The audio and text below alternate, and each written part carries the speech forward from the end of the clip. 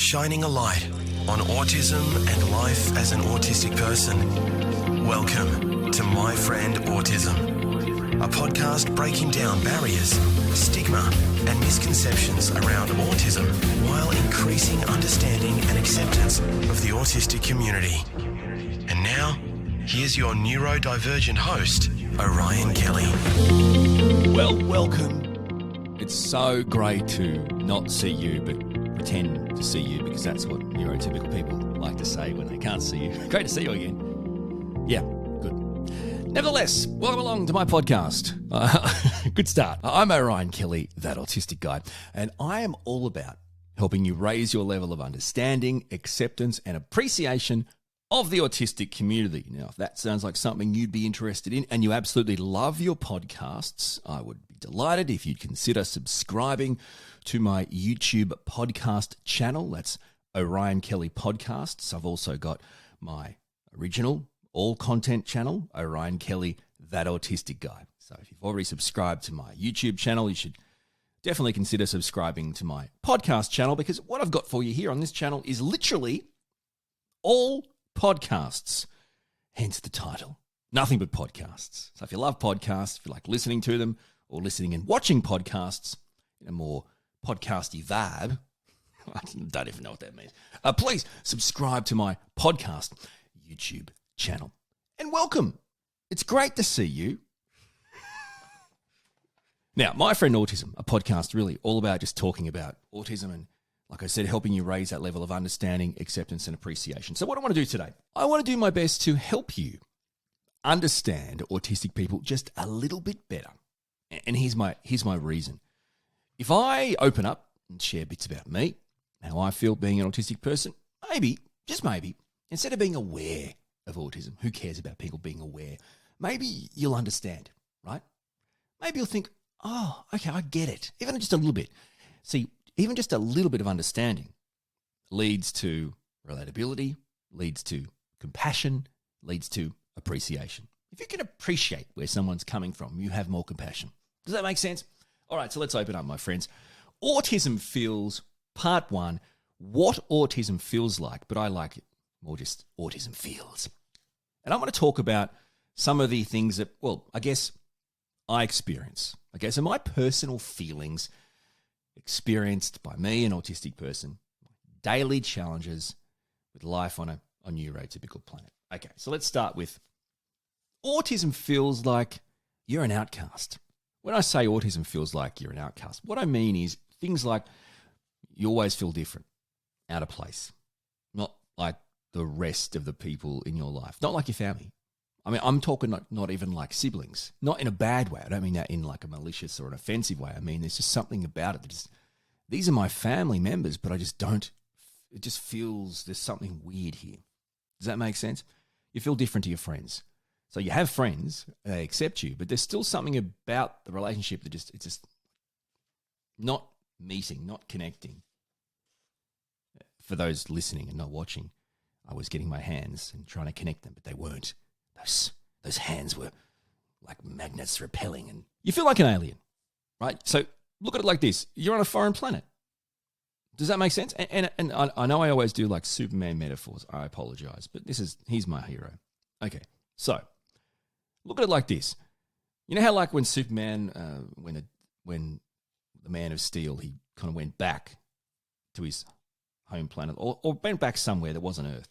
His lungs, they'd evolved to breathe on Earth, and they had forgotten how to kind of sustain life somewhere else. So he had to work it out, right? So instead of your lungs not being able to breathe properly on another planet, like I keep wanting to say the Dark Knight, all these new words, the Batman, the Dark Knight, the Man of Steel. Can we just say Batman, Superman? Is it that hard? Anyway, he had to get used to it, right? I mean, they put a mask on the human chick. Do you know what I'm saying?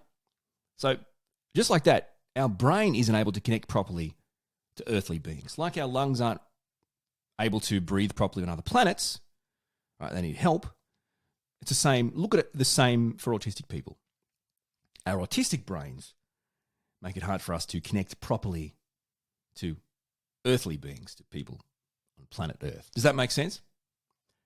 Autism feels like no one accepts you This one I reckon is a big one. I hear this a lot from other people, and can I just add to that? Okay, so it makes you feel like no one accepts you, but it also makes you feel like no one believes you. This happens all the time to me. There's like this general lack of acceptance for being you, right? So as in an acceptance of you being a given isn't something we understand or we experience. It's not an accepted part of our life for that's just you being you. That's a given. No, that's not an accepted. But you being you as an autistic person is not a given. It's not an accepted part of our life. So in other words, we feel like no one accepts us. And when we say us, we mean us, the real us, not the fake masking us putting on a mask, camouflaging our autistic traits to make you feel better. And constantly worrying about people that not believe you, this is another part of acceptance. Because if people don't believe you, then they're not accepting you, right? So if people don't believe you, put it a different way. Worrying that people don't believe your personal story and circumstances. They don't believe your diagnosis. They don't believe your intentions. Now, this isn't just neurotypical people. Honestly, parents of autistic kids or autistic adults from time to time, they love to jump on the social media and tell me, well, I'm not autistic. There's no for starters, you've got a YouTube channel. You can talk. It's kind of ridiculous when you think about it because, so if there's 24 hours in a day and I spend a period of time talking to, a microphone or a camera or a computer screen or whatever about stuff that specifically I'm passionate about, that I specifically want to talk about on my terms with no audience, no director, no one telling me how to do it, right? No need for me to make it different. It's just me. How is that telling me that I can't be autistic? It's not like I do this. I do this 24/7. There's many, and now I feel like I'm justifying judgment. All right. Autism feels like you're an actor on a movie set, except no one ever yells cut. You don't ever get to go home. There's no break from the set. Okay? Masking. You feel compelled to mask. As an autistic person, you feel compelled to mask. You feel compelled to suppress, hide your true autistic self, your true autistic actions from the outside world. And as a result, it feels like there's no you. See, masking is debilitating. It's exhausting. It's, like I said, in effect, being given a character in a movie and being told, play this character. This is a character. Don't stray from how I said the character should be. This is a character. This is who will be accepted as the character. Anything that strays from that, I won't accept that. I'll yell cut and you'll have to go again, right? So even if there's a cut, it's just because you weren't masking enough. And see, the only cuts we get are when we fail to mask because we're just exhausting and debilitating, and someone gets an autistic experience and they don't accept it. Cut, try that again, but now be more neurotypical. Masking. All right, let's do one on skills.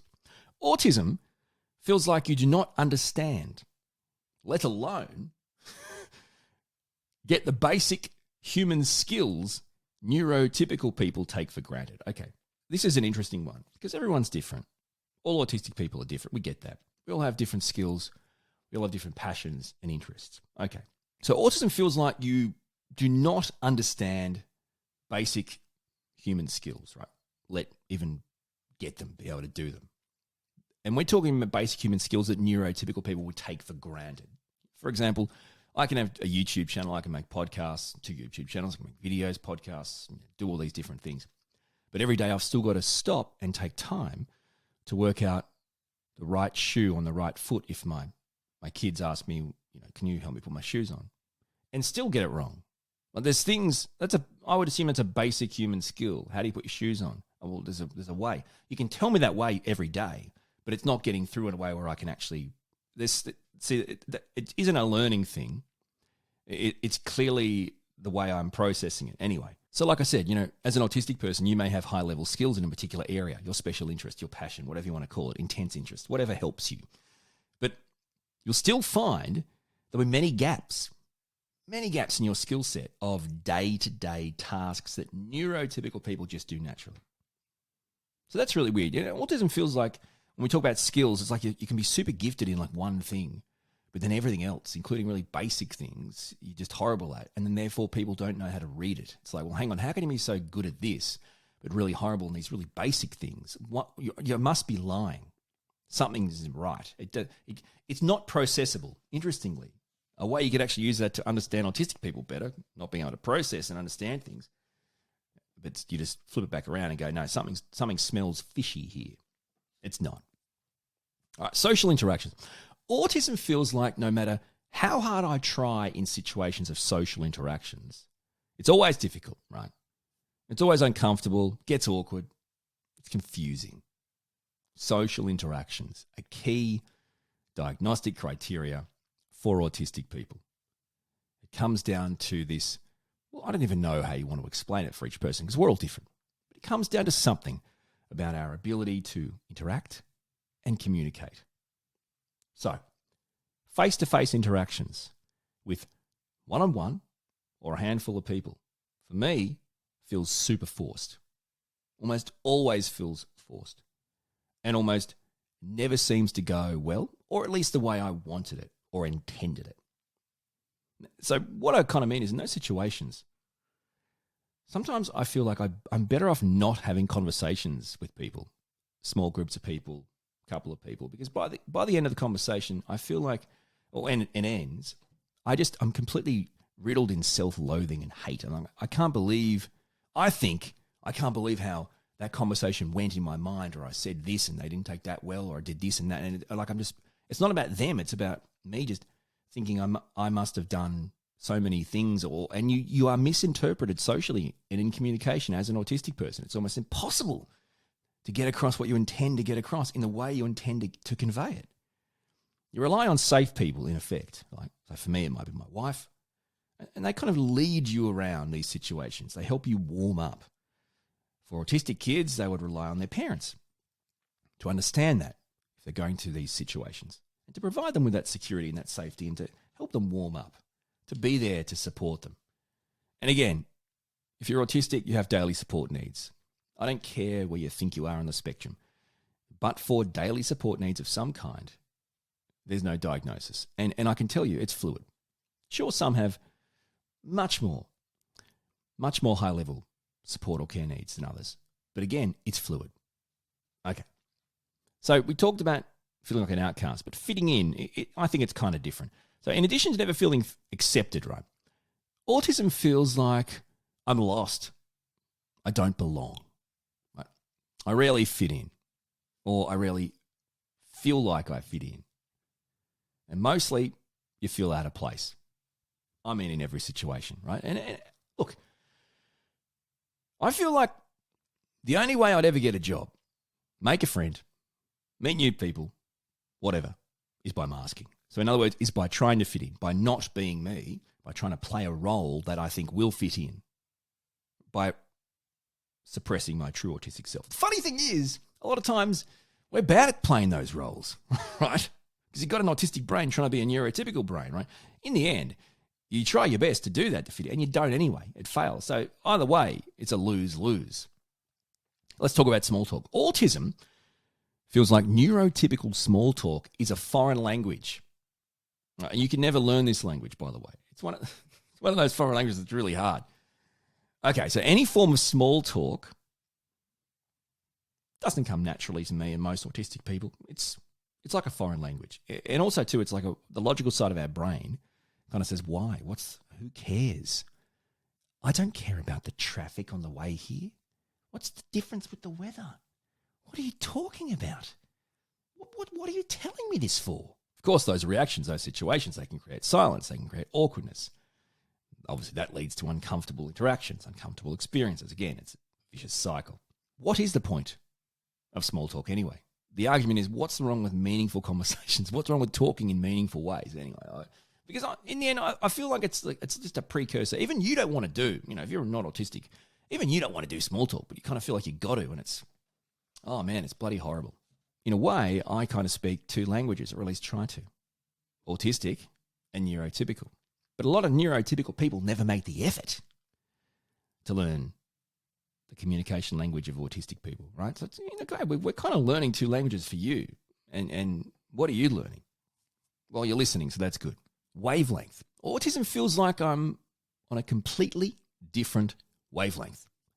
Like I think and communicate openly, honestly, straightforward, right and wrong, black and white, logical. This is something we've talked about a lot on my videos, on my primary YouTube channel, Orion Kelly, that autistic guy. But this is not the norm in society, right? So this idea of thinking and communicating openly, honestly, straightforward, right and wrong, black and white, logical, just honest, upfront, that doesn't seem to be the norm. I don't understand why. And it's the classic question I've asked, well, don't tell me honesty is the best policy and then fire me or reprimand me for being honest. Like, that's a lie. You need to work out what you're going to go for. Because the moment you're full of crap, like, well, it isn't the best policy. It might be your policy, but you're not actually sticking by it. Anyway, gets me agitated.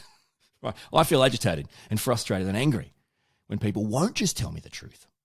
They won't just say what they mean, rather than expecting me to go on like some sort of fishing expedition for the true meaning, reading between the lines. Now, the thing is, as an autistic person, this is one of the social interaction, communication difficulties we can have. It's a real challenge for us to actually read between the lines, to actually find the meaning in your words.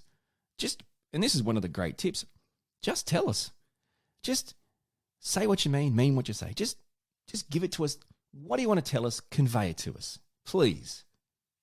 Isn't that helpful for everyone, though? Autism feels like you're isolated.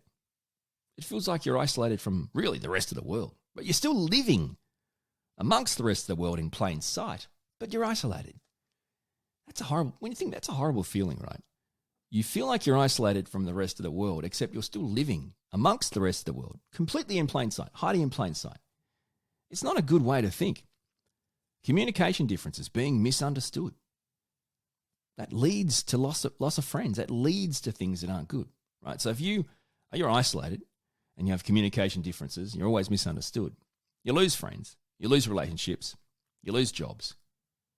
So that actually perpetuates the cycle of isolation. Do you know what I mean? So you feel isolated, and then when you do interact or have communications, it further isolates you, which then makes you feel isolated. So then you feel less likely to do these situations. So regardless, you'll end up back on that kind of treadmill of isolation, which isn't good. My Friend Autism with Orion Kelly. Catch up on all the episodes at orionkelly.com.au. Well, I really do appreciate you listening and, if possible, watching this awesome podcast. That's my own judgment. I like that. How would you describe your podcast? Awesome. But thank you. I really do appreciate it. I'm here to help you raise your level of understanding, acceptance, and appreciation of the autistic community. So please share this podcast with your family and friends so we can reach more people. Make sure you subscribe to my official podcast channel, Orion Kelly Podcasts, also my primary content channel, Orion Kelly, That Autistic Guy. You're awesome, by the way. Thank you for watching and listening. You've been listening to My Friend Autism with Orion Kelly. To join the conversation, get in touch with Orion and binge all the podcasts, blogs and videos, visit orionkelly.com.au.